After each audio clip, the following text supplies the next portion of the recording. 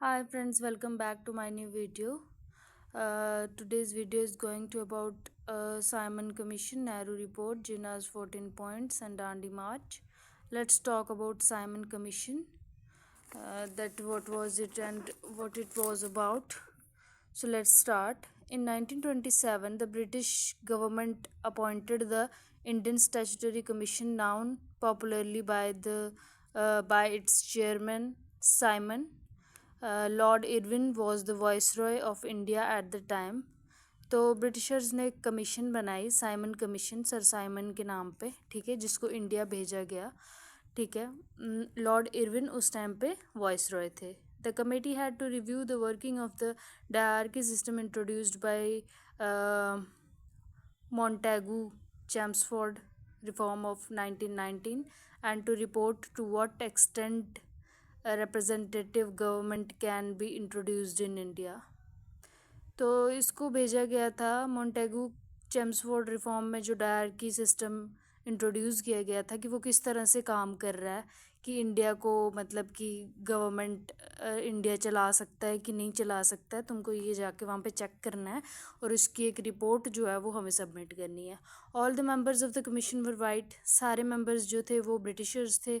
The national Congress decided to boycott the commission in its Madras session 1927 presided over doctor Ansari. National Congress ने इसको boycott कर दिया Madras session 1927 में, जिसको हेडेड कर रहे थे doctor Ansari. The Muslim League and Hindu Mahasabha decided to support the Congress, और मुस्लिम लीग और हिंदू महासभा भी इसे सपोर्ट कर रही थी। On 3 February 1928 the commission was greeted with hartals and black flag demonstration under the slogan Simon go back, ठीक है। तो साइमन कमीशन जब आई 3 February 1928 को, तो साइमन गो बैक का नारा मिला उसे, ब्लैक फ्लैग्स देखने को मिले। At Lahore, Lala Lajpat Rai was severely beaten in lathi charge and he succumbed to his injuries on October 30, 1929। तो वो ज़्यादा कर नहीं पाए, अपने आप को बचा नहीं पाए। उन्होंने बड़ा लड़ने की कोशिश की अपने आप के साथ, बट इंजरीज इतनी ज़्यादा थी कि जिसकी वजह से 30 अक्टूबर 1929 को उनकी डेथ होगी। Next is Nehru report. So Nehru report was tabled in 1928 by Motilal Nehru। 1928 में आई नेहरू रिपोर्ट, ठीक है। It remain memorable as the first major Indian effect to draft constitution framework for India. इसमें पहली बार इंडिया ने अपने कॉन्स्टिट्यूशन को frame करने की बात की थी। The recommendation अवोक a debate concerning the goal of Indian dominion status of complete independence. तो यहाँ पे बात ये थी कि अब हम डोमिनियन स्टेटस की बात नहीं करेंगे, बल्कि कंप्लीट इंडिपेंडेंस की बात करेंगे। Other members of committee were Tej Bahadur Sapru, Ali Imam, MS Aney, Mangal Singh, Shoaib Qureshi, GR Pradhan and Subhash Chandra Bose. Jinnah's 14 points, Jinnah ने सपोर्ट नहीं किया, ठीक है।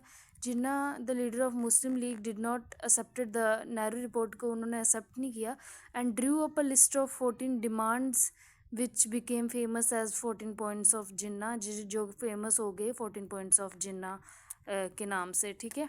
अब लाहौर सेशन होता है हमारा, जिसमें हमारा तिरंगा फहराया गया, ठीक है। Lahore session 1929। The session was presided over by Jawaharlal Nehru, head थे इस सेशन के, प्रेसिडेंट थे, ठीक है।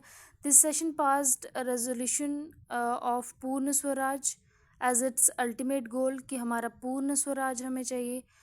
इस सेशन का अल्टीमेट गोल रहेगा। All members of legislature were asked to resign their seats, और सारे मेंबर्स जो हैं वो रिज़ाइन कर देंगे अपनी अपनी सीट से। और 31 December 1929 the newly adopted tricolor was hosted, and the 26 January 1930 was fixed as the first Independence Day। So 31 December 1929 को क्या हुआ, फ्लैग होस्ट किया गया ट्राइकलर, और नेहरू जी ने जो है डिक्लेयर कर दिया 26 January 1930 हमारा पहला independence day. The Congress session also announced a civil disobedience movement. इसी सेशन में जो है सिविल डिसोबीडियंस मूवमेंट भी अनाउंस कर दी इन्होंने महात्मा गांधी की लीडरशिप के अंदर। और Congress decided to boycott the first round table conference को इन्होंने बाइकआउट करने का सोच लिया, इसमें बोल दिया, ठीक है। उसके बाद दांडी मार्च हुआ, ठीक है, सॉल्ट सत्याग्रह 1930 में। Along with 78 followers, Mahatma Gandhi started his famous march from Sabarmati on 12th March 1930।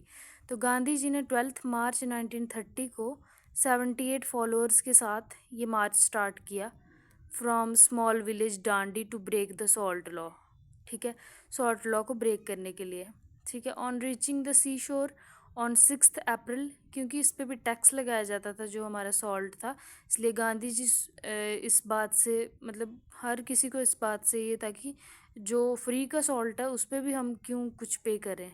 तो गांधी जी ने इसे तोड़ने का ठान लिया था, तो उसी को हम डांडी मार्च 1930 के नाम से जानते हैं। गांधी जी 78 फॉलोअर्स के साथ साबरमती आश्रम से निकले, और जब तक वो डांडी पहुंचे थे तो उनके साथ फॉलोअर्स लाखों की तादाद में बढ़ गए थे। तो 12 मार्च 1930 को वो डांडी विलेज में पहुंचे और उन्होंने वहाँ पे सॉल्ट लॉ ब्रेक किया ऑन रीचिंग द सी शोर ऑन 6 अप्रैल। 6 अप्रैल को वो सी शोर पे पहुंचे और उन्होंने ब्रेक कर दिया law by picking up salt from the sea shore. उन्होंने पिक किया salt. By picking up a handful of salt, Mahatma Gandhi inaugurated the civil disobedience movement. भी मूवमेंट ही एक सिविल डिसोबीडियंस ही था वो एक हिसाब से। It took the shape of nation wide civil disobedience movement in which ladies also participated. तो ये नेशन वाइड सिविल डिसोबीडियंस चली जिसमें लेडीज़ ने ऑल्सो पार्टिसिपेट किया। Thanks for watching me guys.